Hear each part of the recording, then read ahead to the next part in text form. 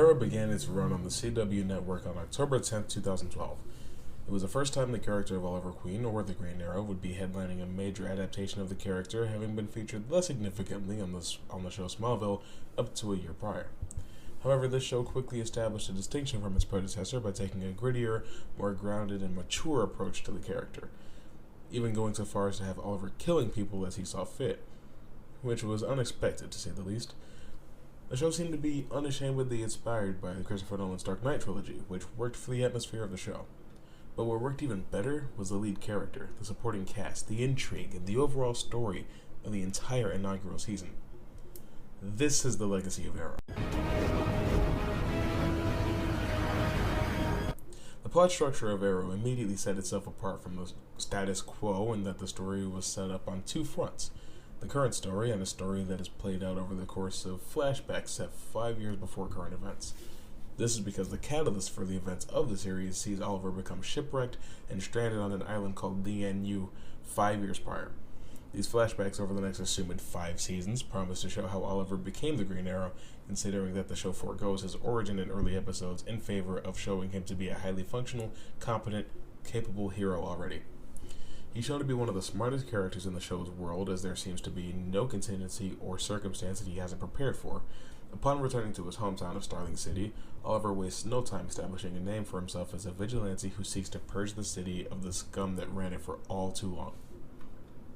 It would later be revealed that his targets come from a list that his father left him in his final confession, a confession that damns not only himself but the entirety of the rich elite as part of an insidious and parasitic stain that only Oliver can wipe out.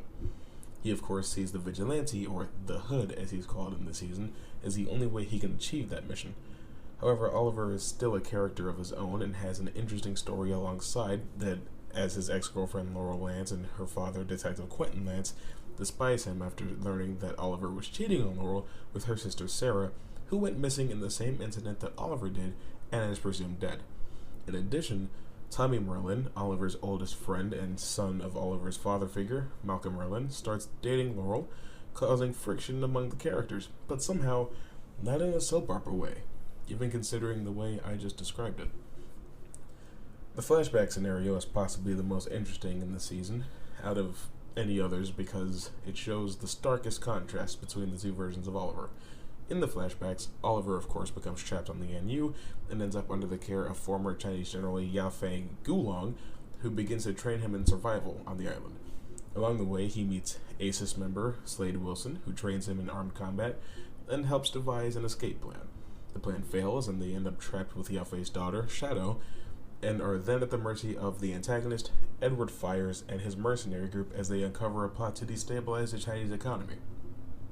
Over the course of the flashbacks, Oliver begins to become proficient with a bow and is forced to take a life for the first time, slowly cluing us in as to how he became the efficient killing machine we are presented with in the main story. On the topic of the main story, after evading accusations that Oliver is the vigilante, the stakes only continue to get higher, which forces him to expand his team and include heavy hitter ex-Special Forces John Diggle and tech-savvy Felicity Smoke, neither of whom are so brilliant in their fields that Oliver seems useless, however, are simply necessary in certain situations. As the season continues, Oliver learns that his mother is involved in some sort of conspiracy against Starling City, and goes on to learn that is all orchestrated by Malcolm Merlin.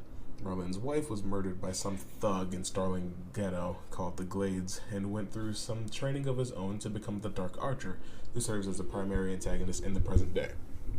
The same Dark Archer who completely outclassed Oliver in fighting ability earlier in the season. Merlin plans to use an earthquake-generating machine that will destroy the Glades in its entirety, which he sees as retribution for what happened to his wife so many years prior. One problem is that Laurel works as an attorney out of a firm in the Glades, which neither Tommy nor Oliver are okay with, particularly after Tommy learns the truth about Oliver and his own father. This all culminates in a battle on the roof of Malcolm's company, Merlin Global, and they deactivate the mission and save the day. Or so they thought. It turns out that Malcolm was smarter than we all thought and set up a duplicate device, which succeeds in destroying the Glades.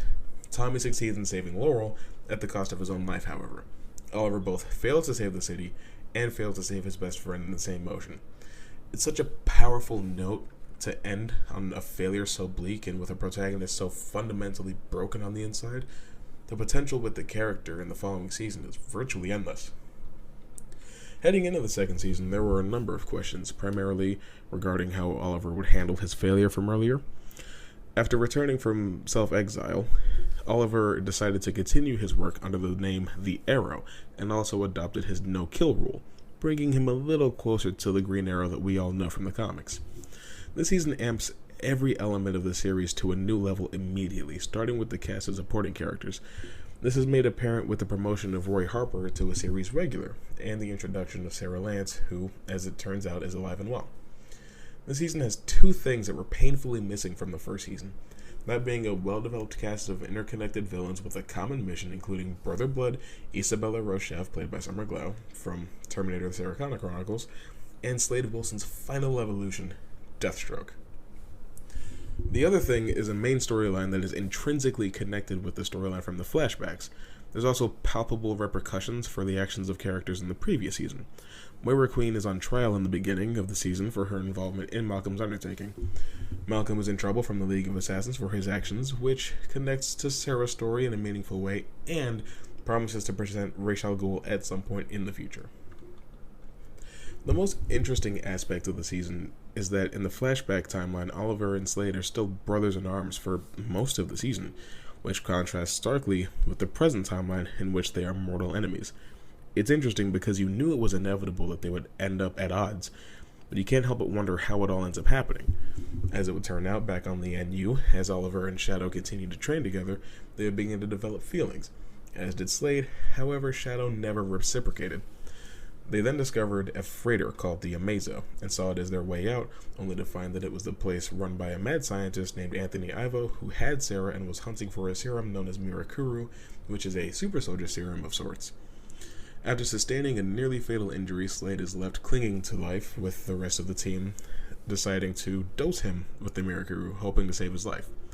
Unfortunately, it came with the side effect of total psychosis, which is only exacerbated when Shadow was killed by Ivo after making Oliver choose between her and Sarah, a choice that Oliver is forced to repeat again by Slade, this time including his sister and mother, which results in the death of his mother.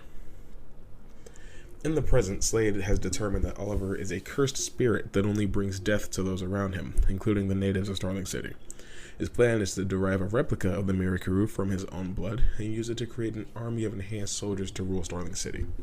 He uses Sebastian Blood to gain political control over the city and its resources, as well as using Isabella Rochev to disrupt Oliver's social life and steal Queen Consolidated from him in order to ruin it and run it into the ground, rendering Oliver completely alone.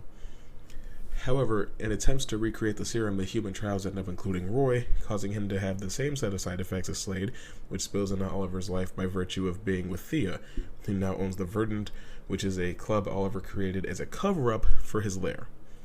With the help of Barry Allen's future Star Labs friends, Felicity and crew are able to develop a cure for the Mirakuru, curing Roy, inducting him into the team, and standing a chance against Slade's army. And in the end, Oliver decides to execute the strength necessary to spare Slade's life.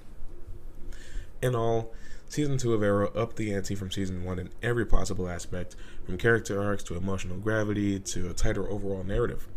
With the ending of such a phenomenal season, there was no reason to expect anything less than that same quality moving forward, considering the immense momentum that the show had in carving itself a place among the greater of superhero television. And honestly, I can't wait to get into Season 3 and see what that all holds. So far, this has been The Legacy of Arrow.